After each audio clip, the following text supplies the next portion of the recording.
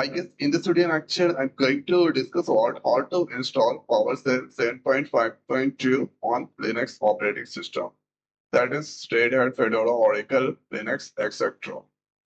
So first here, let's go on this activities. Open any of your favorite browser.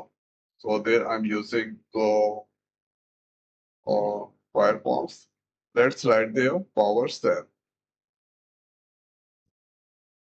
Now let's go on this learn Microsoft.com PowerShell documentation. Then after this here, you can see download PowerShell. So download. Now you need to get here version 7.5.2. This is latest version currently. Now if you scroll down, here you can get. So this here, RPM file, Orange, Red Hat, Linux, and here you can get this for Windows. Let's use the RPM file 10.5.2 RH64. So now here the file is downloading. The size 71.5 MB. So this almost done. Then after, let's open this. So in folder, this is the file. Let's click on this rename. Copy this all. Right click there. Open in terminal. Or then you need to paste this all.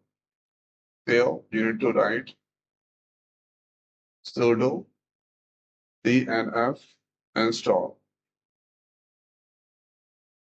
PowerShell 7.5.2. So this is now where you can get this PowerShell, the version, and right there, why press enter. So this is now installing this PowerShell inside the Linux operating system. It's done it. Install. Now, if you write there pwsh minus minus version, then you can get here PowerShell version 10.5.2 that I just installed. Then after write there pwsh. So this here PowerShell PS root download section that's complete.